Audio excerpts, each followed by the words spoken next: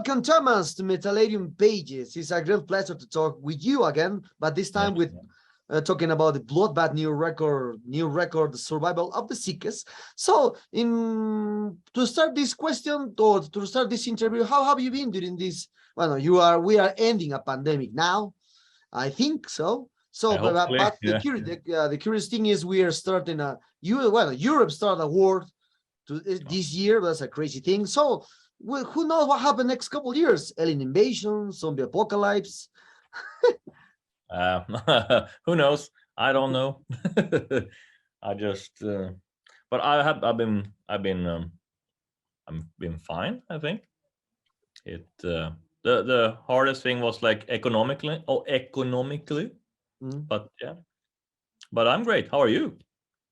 Great. It was 2 years of. I think I think with this pandemic will over this year. I hope. Yeah. Who knows? Yeah. Oh, starting when a common question: how does you feel to play with Bloodbath and now with Leak? Oh, both are still great. It's I don't know. Just for me, it's two different bands because they're totally different in music style. I would say it's the Bloodbath is more Florida death metal, and Leak is Stockholm Swedish Entombed Dismember kind of death metal. So totally different bands, and both bands are really great. So I'm really glad that I could play in both of the bands. That's really happy. Yeah. Great to know. So, relating to this survival of the sickest, did you collaborate or did you form a part the composition parts of this new album with with the guitar with all members of the Bloodbath, or you just play with the schemes for the old members? I collaborated with Jonas on 2 tracks, and I made one by myself. But of course, I send my materials that I have to both Anders and Jonas, asking if right directions and stuff like that. But yeah, other than that, yeah, not much. They know that I know death metal and stuff like that. So it was not that much of a problem, if you would say. It was really easy going, the creating process of this album. Really cool, actually. Everybody was like, the songs and ideas that came out was like pouring out. It was really very creative for this album. Okay. So, as you said that Leaks play like the Swedish death metal from other concept, and Bloodbath from other concept into the Sweden death metal both. But if we relate to this aspect with the opinion from the fans of the reviewers, there is a thin line that this death metal style separate because it's very similar because it's Sweden. Both bands are from Sweden. So how do you difference the sound from Leak from Bloodbath relating to because both bands use the HM2 into the FX, but the schemes is like similar in both bands because it's death metal from Sweden. Everyone knows when I play Leak is that death metal from Sweden, Bloodbath is death metal from Sweden, or etc. More bands. So it's very difficult to know what is the main character that the Bloodbath has compared to the Leak in a thin line, using the same effects, the same band, the same musicians, so etc. Yeah. Oh, I don't know. I think still it's both bands are very different, even though they are both from Sweden. It's very to take inspiration from totally different styles of the music. I would say, even though of course there are some parts that are similar, it's still for me it's very, very different still, even though we're Swedish bands, both of them. But I'm not the listener, so I can't really decide that. But I think so as a creator of the music. I think it's two totally different band, not totally different band like whatever other bands to compare with, but they're very different in the way that, like, for example, for the new Bloodbath album, we got rid of the HM2. It's it's more thrashy sound, more like early Morbid Angel sound, stuff like that. Yeah. Okay. So I think that's the difference. Yeah. Okay, so the Bloodbath's more influenced with more the Angel style, not the Yeah. Lick. So into this matter, so and when you create one, perhaps you are starting to create a new work from Lick for the next years, and perhaps you have the same sensation that this rip going to Bloodbath now and this rip going to Lick. How different? How do you difference the who rips going to that band and who rip going to that? Oh yeah, that's a good question. Uh,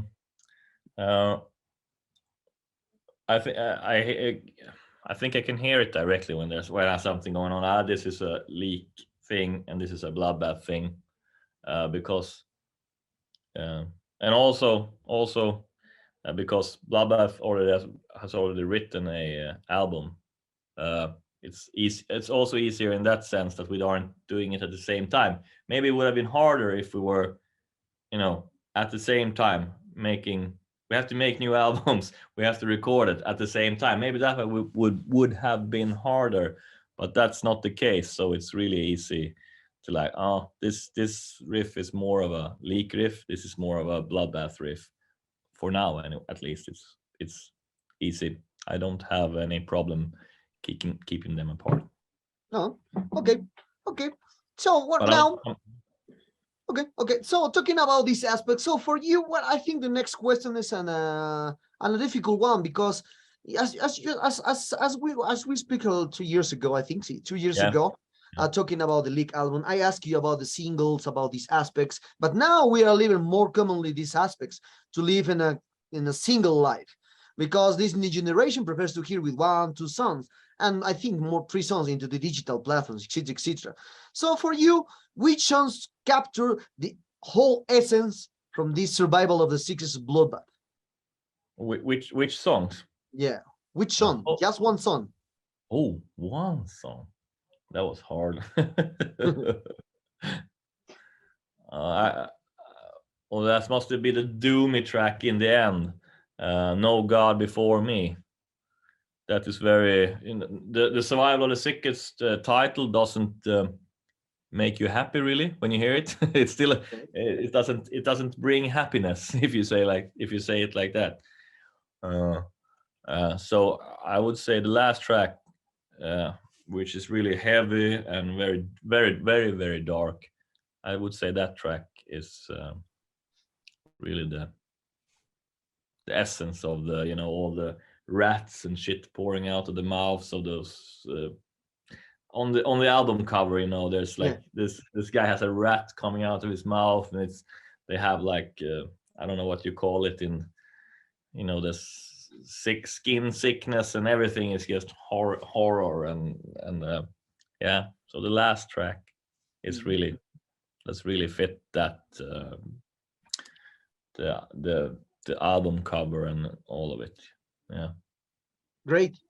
Though. Now you are playing with one of the biggest bands into the death metal now in Sweden, Bloodbath, because everyone wants to see Bloodbath live, this kind of stuff. So relating to this, perhaps you have some problems to play live with Leak and Bloodbath because Bloodbath has a busy schedule to play gigs, and Leak is too. So when do you have time for both bands in sometimes, or perhaps you prefer in some way perhaps Leaks first and then Bloodbath, or who knows what happened, because sometimes it's very difficult to decide which side we'll take, because Leak is your band and you are now with one of the biggest bands in Sweden.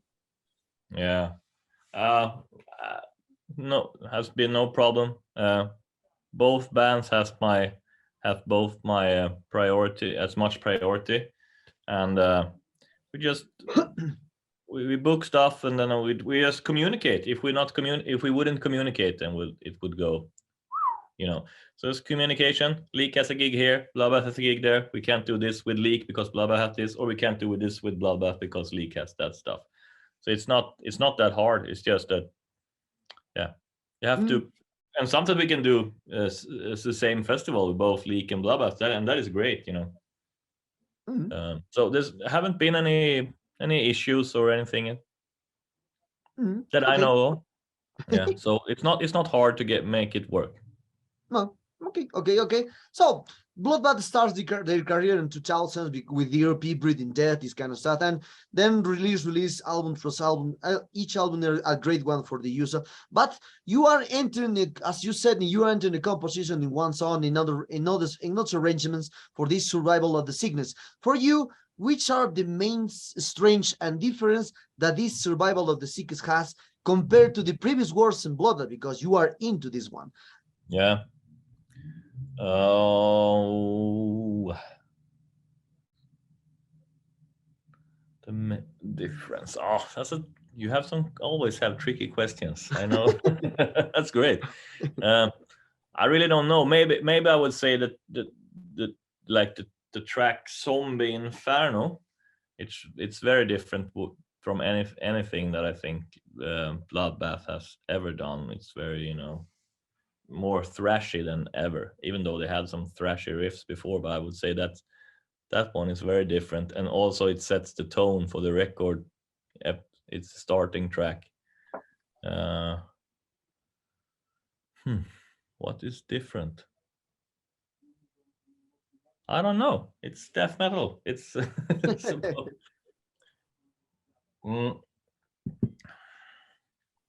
it's a tricky question. Great. Yeah, I like it. I like the question though, but it's very hard to answer it. Okay. Well, maybe it's that maybe it's going back to where it started, because that's what they want to go back to Breeding Death era, and they haven't really touched those subjects on all the other records, going more HM2, and now latest they were into like black metal, more black metal stuff, style-ish of death metal with the Grand Morbid Funeral, and also the Arrow of Satan is Drawn has a little bit of black metal influence into the songs, and now it's back to I don't know if that answers the question really. But yeah, that was a hard question. Okay.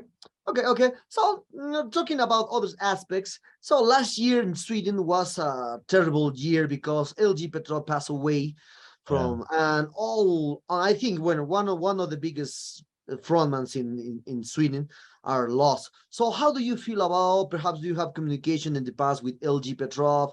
Perhaps you are friends. So how do you feel about his pass away? Oh, I did. I only met him a few times while we played with Leak and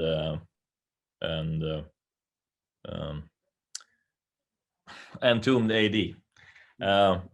So I don't know him that much. But of course, it's sad that he's a big influence in the scene, and so I felt a bit sad. But also, like I said, I don't know him, so I can't really say. But it's always sad when people pass away, of course. Yeah, he was a nice, kind person, and it was fun meeting him at least. So yeah. Okay. Well, I saw that this interview will up in September, 1 week before the the Mexico Metal Fest, and when the Bloodbath will play in the sixth edition. So how do you feel about I think your first time with in Latin America, or I think this is in Latin. This is your first time here playing Latin America, especially in Mexico Metal Fest. No, we played. I think we played in 2018 or something. We played Heaven and Hell, I think. Is it that? Yeah, it's Mexico City, I think. Yeah. Yeah. So it's my second time. We were going to go to Mexico when in March 2019, when the pandemic started. We were waiting in the rehearsal if we were going to go to the airport or not, and then we saw all the countries closing down. Okay, so you are talking about in 2020 in Heaven and Hell Fest. Yeah, but maybe we did something earlier before the pandemic. We did something in Mexico. I don't remember the name of it. So Kiss played, and Oh no, that's okay. yeah. So now, how do you feel to play now with Bloodbath and It's gonna the be second edition? Yeah, it's gonna be great. So I'm it's gonna be really fun going there, because I know the audience there is crazy, and it's really fun to play there. So I'm just happy waiting for it. It's gonna be great. But we have some other shows, both a Leak and the Bloodbath shows before that. But that's gonna be great. I'm really excited about it. Okay.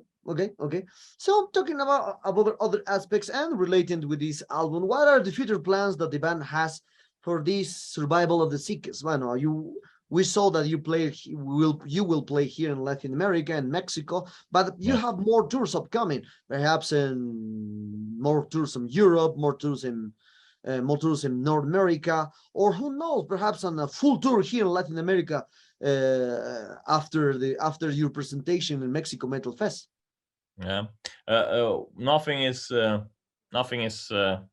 decided, so I don't know yet what's gonna happen. There's a lot of Catatonia is releasing a new album. I don't know if PL is, maybe PL done, but PL is playing. Paradise Lost is playing a lot as well, so I'm not sure that Bloodbath has a lot of time, but I know that the festival summer will be a lot of playing anyway.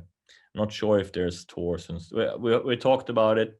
I've seen some offers, but we haven't really decided yet because of you have to puzzle all the schedules together of all the bands that are involved. So right now I don't know really what's happening. Okay. Unfortunately. Yeah. Okay. Well, as I said, we will talk about other aspects into the metal world. Well, in the first question, as usually, and when this aspects, what do you think about when a musician mix his ideology, especially the racisms, the politics, and the social aspects? Because as you know, many bands from Sweden or Norway in the 90s are there. They're describing, they're relating into the lyrics about the Satanism, one thing about talking the racism too, because they in the 90s they don't want to play in South America because we don't like this kind of stuff. We prefer to play here. Like one of the bands is Marduk. Marduk says, and sometimes this we don't want to play it in South America. But then the years change and they play here, so that's normal. But what do you think about when ideology of one musician is too strong into music? Because other example is the guitarists from Iced Earth. They talk always about the politics, this kind of nationalism aspects, and then he create a lot of problems with in the capital, and I think the last year. So what do you think about and why this always the metal is like a sponge? Because the metal just has a lot of ideologies, a lot of identities, so it's very difficult, and especially with it now, it's like a trend because a lot of bands around the world are singing or playing folk or singing in their native language. That's like a trend now. So what is your opinion about when a musician mix their ideology, there are a lot of thoughts into their music, and I think they blind for sometimes. I'm not I don't like it that much. I listen to a lot of like D-beat and crust punk, which is very political, but I'm not political myself, and I don't want to involve that in my music, and I don't think it belongs in music really. Other than if you're like playing punk music, or I don't know if hip hop is political, or if you have the music that is that, please, come on, continue doing that. But death metal and stuff like that shouldn't be that. I think it should be just death metal. and I don't write stuff that is politically charged, or not charged, politically I can't find a word for it, but I don't mix that together really. I don't. Yeah. But I don't care. I could play anywhere. I would, like we said, we're going to Mexico. I would be great. I don't have a problem with to get. I don't have a problem with people at all. So I don't, like you said. Was it? Yeah, I don't remember the band you said, but there was some band that said we don't want to play there or want to play there. I'm fine. No, well, it's the time, the history of the one of the bands, because I read a lot of interviews in the 90s, and when I read that, it's very it was a very curious thing, because as you know, because Bursum or Barak is very a very resistant people, so it's very very attached to the old ways to believe something, but it's different. So relating obvious with these aspects. So what and the culture in the metal, perhaps do you hear about it when a person plays metal or plays whatever metal they like? So sometimes the society attack us with a crazy people, with a not human people, and sometimes because we are very different from the from the rest. So how do you define this opinion, or what is your thoughts about this common idea when a musician plays something has not good with his brain or their brains? I guess I think they're crazy. Yeah. but I don't know. Who am I to? I don't know. I don't know really what to say to that. But I guess everyone has problems. Some have more problems, and others don't. I don't really know what to say. It's people are strange. Yeah, well, Yeah. the society attack us or stigmatized with that, because Yeah. usually the metalhead is here's like in the crazy people, is not human people, is very different from the rest. So I don't know why, but it's just a question that I love to ask a lot of musicians. So Okay. so other question into this matters. Somewhere in that we are going to the abstract subject, because this is the first time I will try to relate this concept with the abstract matter, especially the death metal. So for perhaps do you hear about the synesthesia? No. Okay, the synesthesia is when a person when a person listens the music, they see colors, they smell taste, they feel taste. So into these aspects, how what kind of odors, tastes, and colors that the listeners will find into this survival of the sickest? That was a really, I don't know, uh, rotten flesh. uh, oh, and maybe a beer. Okay.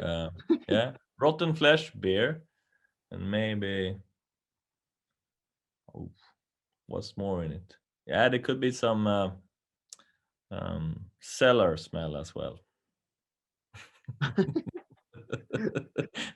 It's a crazy question. I don't, Yeah. but yeah, I just try to figure what. Yeah, rotten flesh, beer, definitely, and some underground cellar smell. Mm. Okay. Okay. Okay. Well, we're all very close in this interview, Thomas. Okay.